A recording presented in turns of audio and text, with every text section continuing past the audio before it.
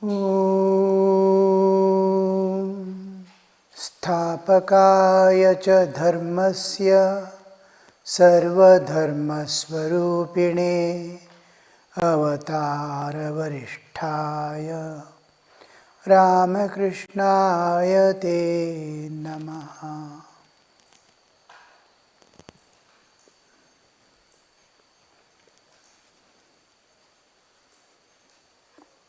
Larry is singing.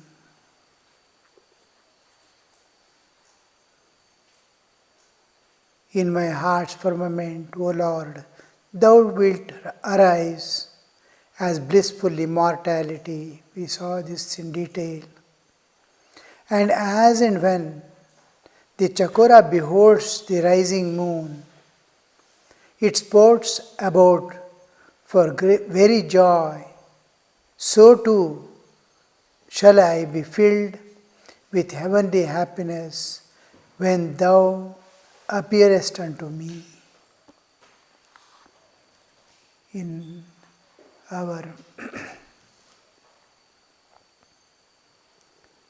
Ishavasya Upanishad, the person is on the deathbed towards the end, and he is longing for the vision of God.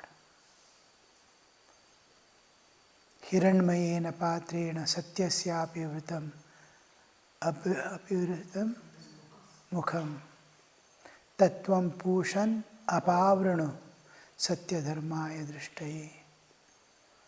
I want to see the reality and the whole order of things, Satya and Dharma. I want to see Satya Dharma.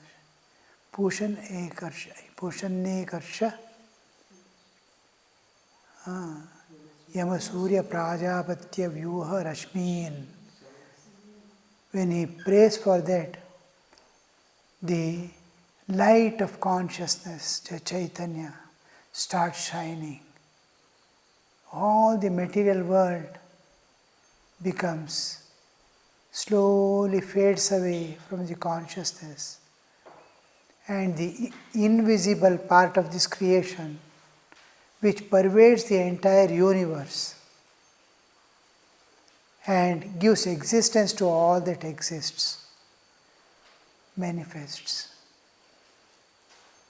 So when that manifests, he says, no, withdraw these rashmis.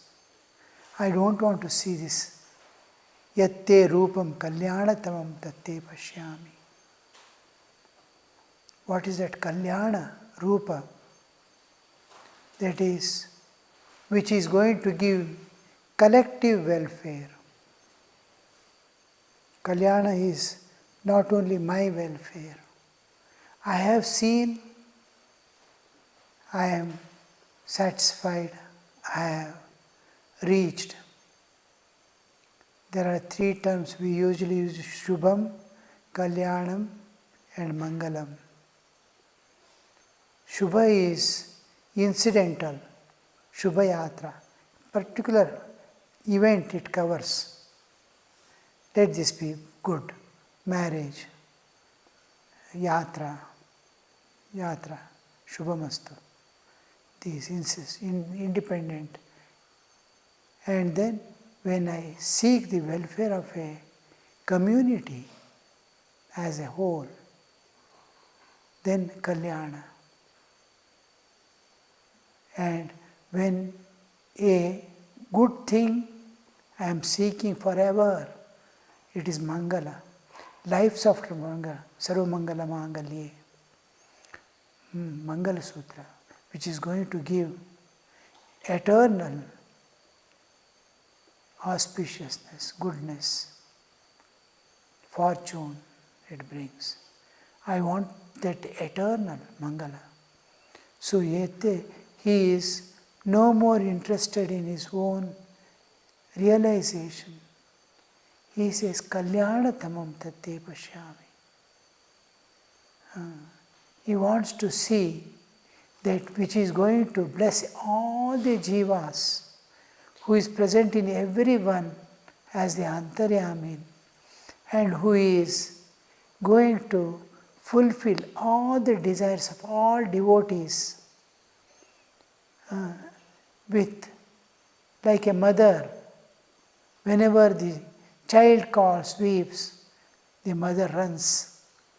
When anybody is in acute pain,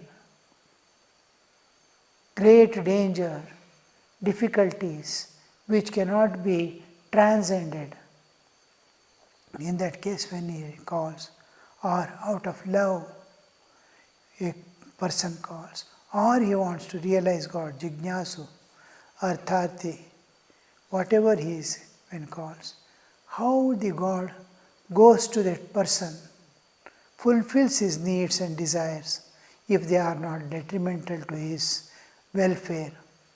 Whatever a person may ask, all desires will not be fulfilled. Which is going to harm him, which is going to bind him, which is going to give him great suffering in the future, will not be given.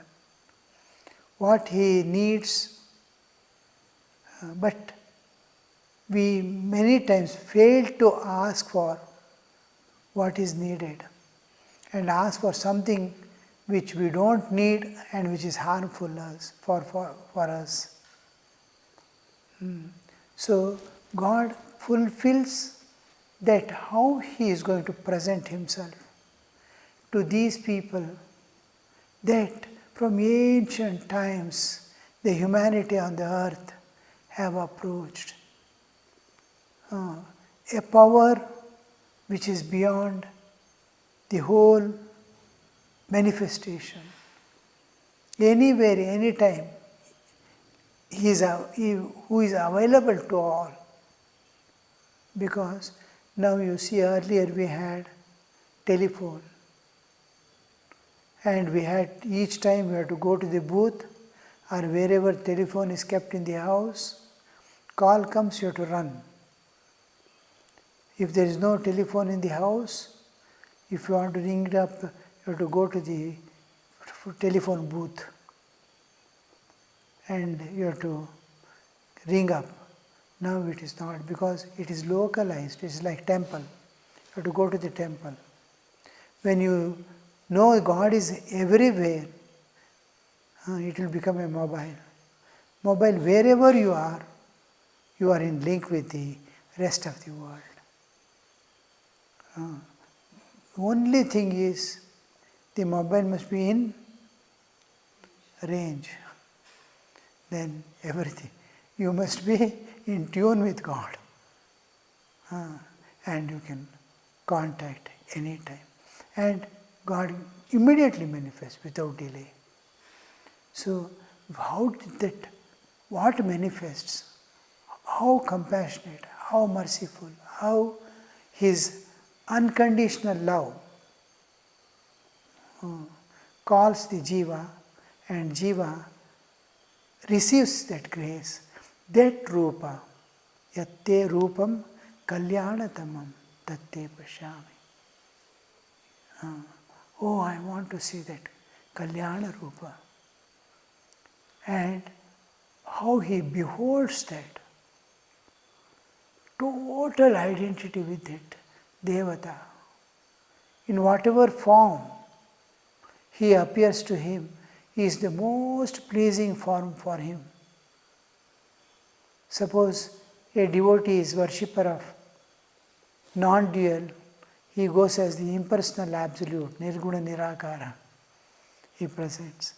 If he is worshipper of a divine mother, the same God goes to that person as divine mother, as Vishnu, as Krishna, as Rama. The same water is taking different forms according to different containers.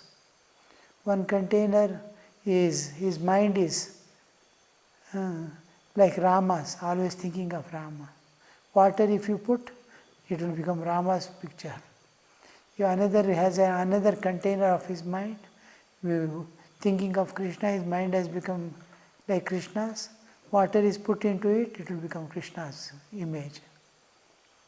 Like that, the Chaitanya manifests according to the ಅವರವರ ಭಾವಕ್ಕೆ, ಅವರವರ ಭಕುತಿಗೆ, ಅವರವರ ತರನಾಗಿ ಇರುತಿಹನು ಶಿವಯೋಗಿ. ಹರನ ಭಕ್ತರಿಗೆ ಹರ, ಹರಿಯ ಭಕ್ತರಿಗೆ ಹರಿ. ನರರೇನು ಭಾವಿಸುವರು ಅದರಂತೆ ತೋರುವರು. As the people think, so he appears. Because he is not limited by space, time, power, and also form. He is not limited by form.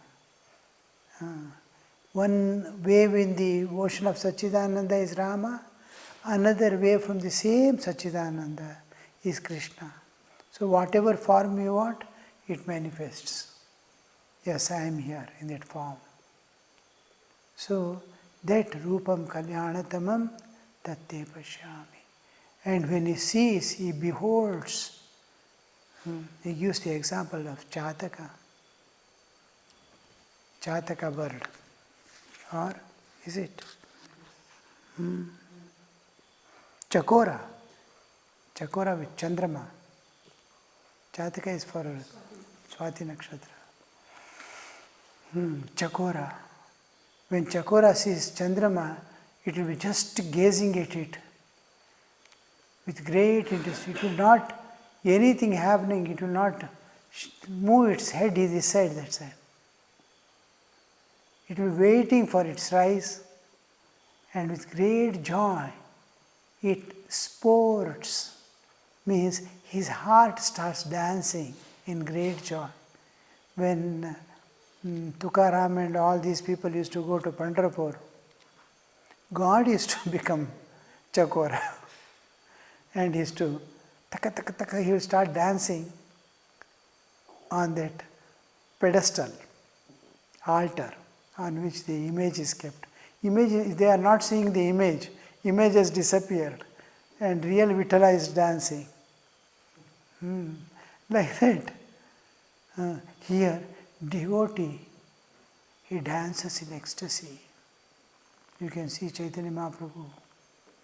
Just thought of God, they used to. Sri Ramakrishna, of late, every moment, now and then, is to enter into ecstasy. The ecstatic love of God starts manifesting. What it is, one has to experience and see. For the perishable, momentary love of the world, which is so small and short and highly conditioned. Tell as I want, live as I want, I will love you. The moment you go against me, my love becomes anger and hatred. That love, for that love itself, man becomes mad.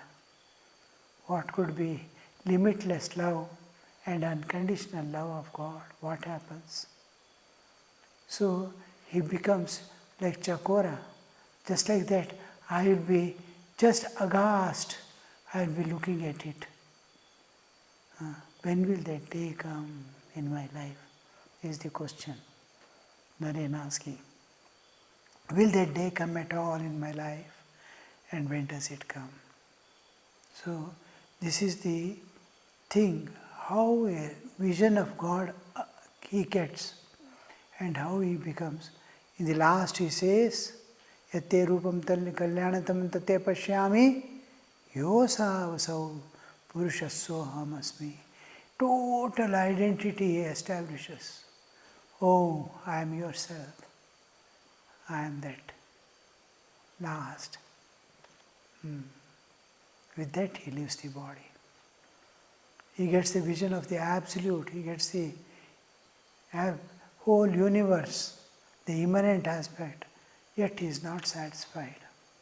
He wants to see that Rupam Kalyanatamam, the form with which you bless all the jivas from ancient times. How many sages and saints and so many people realized and went away.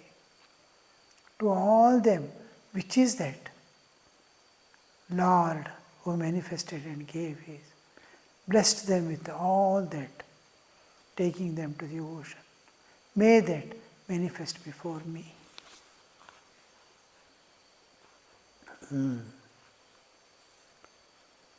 Thou, one without second, all peace, the King of kings, at thy beloved feet I shall renounce my life.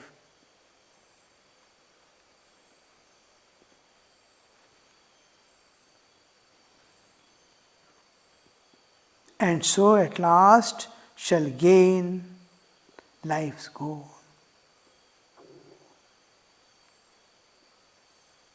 It's a battle. Attaining God is not an ordinary thing. Living in the world is also a nirantara sangrama, constant war. And with God, reaching God is another greater war. It's a battle. And this battle is between whom? God and the devotee. Both fight. It demands, you must give me the vision now. I renounced everything. Why yet?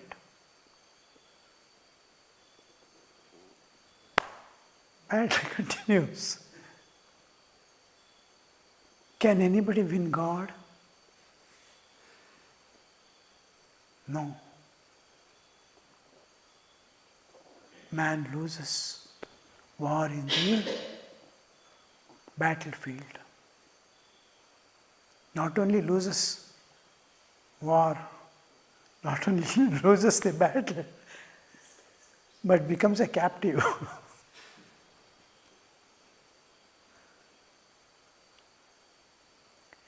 To become a captive of God, how God attracts the jiva, wages a war, makes him fight, constant fighting within and without. And then, when he reaches God, not as a winner, as a captive. And as a captive, he reaches God, and then God attracts him and embraces him. Why the fight was? Only because his baggage was too heavy. And God had to fight. He doesn't want to leave the baggage. He wants to come with the baggage. But there is no, in that entrance, while going to God, you cannot carry any baggage. Not even your body. You have to go alone, without mind, intellect, anything. He wants to go with family. He doesn't want to leave the world.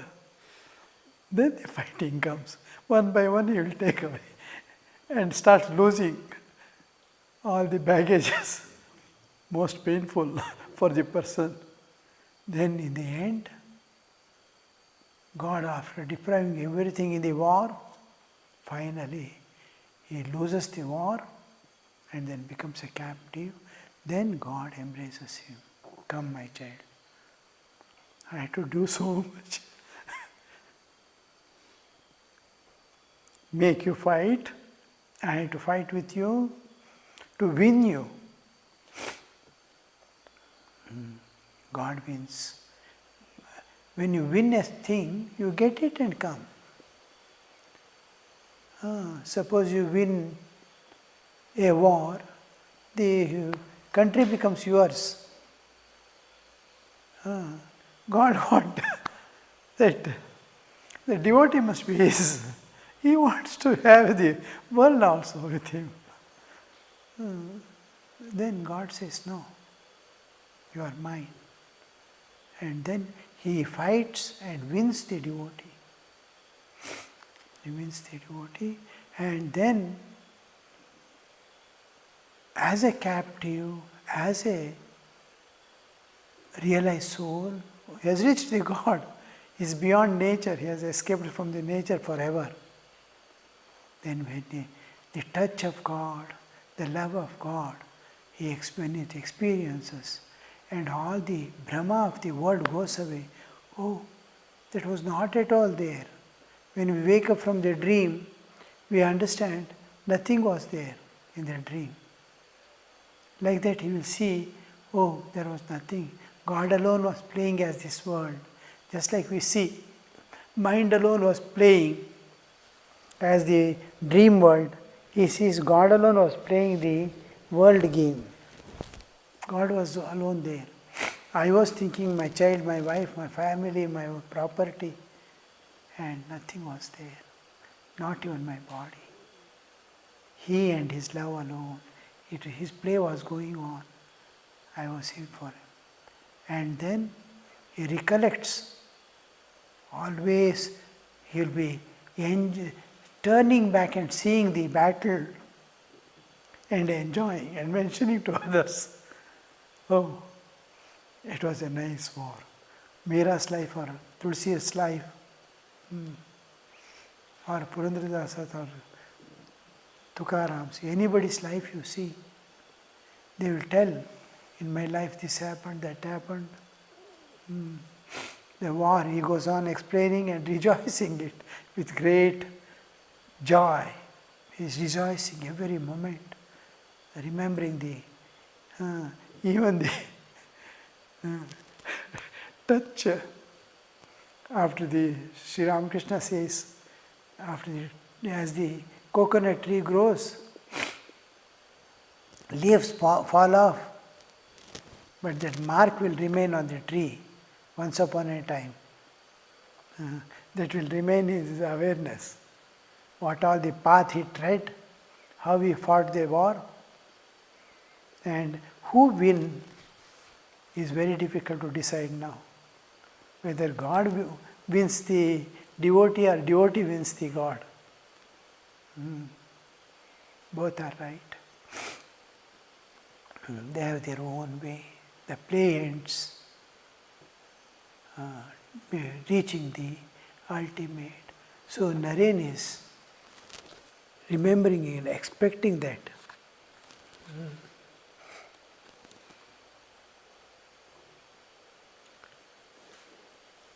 Thou, one without second, all peace, the King of Kings.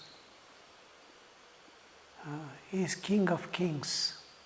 Means what all powers are there in the universe are under him. See, however intelligent a man be, you must accept that God is more intelligent. The same war you can avoid if you can surrender. Surrender is the other alternative for this war. Instead of the whole thing, the fighting war also is a great thing. Brahmanaji says, if you suddenly realize God, you will miss the war, fighting. The sadhana part goes away. Sadhana is one by one you have to conquest. To conquest your mind, conquest your senses, conquest your bodily existence, all desires, everything. How you go on fighting, years and years within yourself, one by one to conquer over. And the other alternative is just to surrender. I cannot do anything. You do. I cannot do. Then the war ends. He reaches in no moment, in no time. The very moment he surrenders unconditionally forever, how much difficult it is, how many lives of sadhana we might be requiring to surrender. So this is what we see as the here He is King of Kings. Means how many powers are there in this universe? Each is a great, great powers that manage and control. We don't see the entire universe at all, anytime. We can't see. Only with five senses and mind, whatever you can see. Beyond that, the universe is unknown to us. Even the 14 planes of existence, we don't know how to tune to and receive, perceive. No, we don't have. As you transcend the mind, one by one dimension opens up, that's all. Endless. Even scientists like Einstein, they surrender there and tell. We know what knowledge we have, this universe is like a small grain of sand in the vast bank of the ocean. Immeasurable in that we don't, even 2 grains means they double the knowledge of the present science. And it is nothing compared to the grains in the shore of the ocean. That's all we know about the universe. The rest remains unknown. So when you know what God is, you'll be surprised. And the main thing is, when you know God is more intelligent than you, it is better we surrender. Surrender is the only way we have. And that is the easiest and the simplest method to very difficult. Even surrendering is not so easy. It's a constant self-training. I think I've given myself to God. Next moment, I am there, independent of God. I have forgotten altogether, not even remembering. So much of forgetfulness. Vismriti is the main feature of the jiva. He forgets. So, it is not the understanding, it is not the knowledge, it is not even the feeling, but to act and be. Action. When you, what knowledge you have, what you want to do, what you want to be, try to be that and act and be. Knowledge has to be transformed into wisdom to get totally develop the internal transformation. I must undergo the transformation like Buddha. Buddha underwent the transformation, conversion within, inside. Saw a few things, dead body, suffering man, old man. And then there was a transformation. We see every day no transformation, only information. Collect and keep. So that when you read scriptures, when you read any saint's life or anything, it must transform you. Bhagavad Gita we read. What we do is, we understand to certain things, we question certain things, we keep aside certain things, accept certain things, but there is no transformation. We don't undergo transformation. Immediately it will be brought to you have to digest it, become a part of your existence, whatever you read.